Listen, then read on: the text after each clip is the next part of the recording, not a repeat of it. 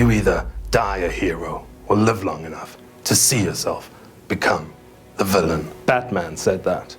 And although technically Batman's DC and we're trying to fix Marvel here, it still counts, okay? The Infinity Saga ending with Avengers Endgame was some of the best multi-movie superhero storytelling we could have ever hoped for. It was pretty much perfect, and Kevin Feige had a lot to do with that. Some would even throw the word single-handedly around. Now I wouldn't, and you shouldn't, but some would. Tough love, Disney. In order to fix Marvel, you need to fire Kevin Feige and kill the MCU. In terms of killing the MCU, that's actually the easy part.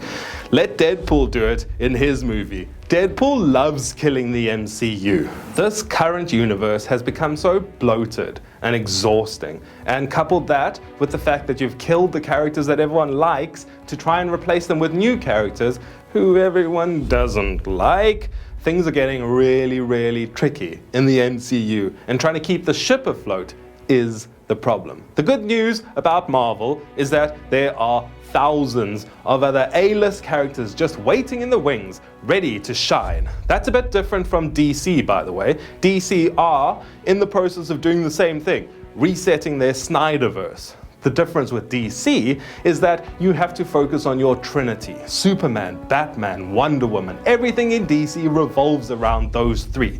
For instance, if one were to come out and say they're starting DC afresh from new clean slate and they're starting with Creature Commandos, the fans aren't going to be on board. And couple that with the fact that you dick around Henry Cavill, the Superman that the fans wanted, and we probably would have been on board with all of this other stuff if Henry Cavill was there, which is weird because that's the one thing that James Gunn totally was firm on. Henry Cavill's out. Anything else? Up in the air, and we're starting with the Creature Commandos and then the fans' side. But I digress. The difference with Marvel is there are a bunch of good characters that you can start a new universe with, like the Fantastic Four and Doctor Doom and Galactus and Silver Surfer and all of these people, and you don't have to bring Captain America in right away or Iron Man, etc. You can sprinkle them in a little bit further down the line to make the universe fun, but you don't have to force it in, shoehorn it in,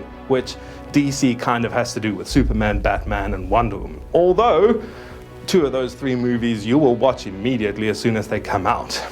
Firing Kevin Feige is going to be difficult. I admit this.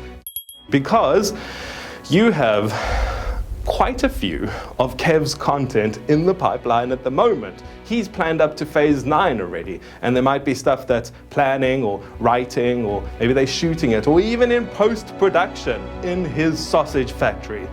There's no nice way to say this, but you need to make a clean break. You need to cut Kevin Feige off immediately and then start afresh. Now, I'm not saying I need to be the one to do this, although the universe seems to be pointing me in that direction. We'll talk about it another time. For now, let's focus on Marvel, because we all want Marvel to be great. We want good Marvel movies so that there's something to go see at the movie theater, because we like popcorn. Maybe I'm just speaking for myself here. But I think we can all agree on the bottom line. It's time to save Marvel. Now, who's with me? This is now an end screen. What that means is you've come to the end of the actual video content, and we're just going to do some housekeeping, like tell you to subscribe down below, or I'm going to tell you to watch the next video up above. But also, have a look at the set, right? You love it. I love it. Do you like the shirt? It's hot in here. Good to see you.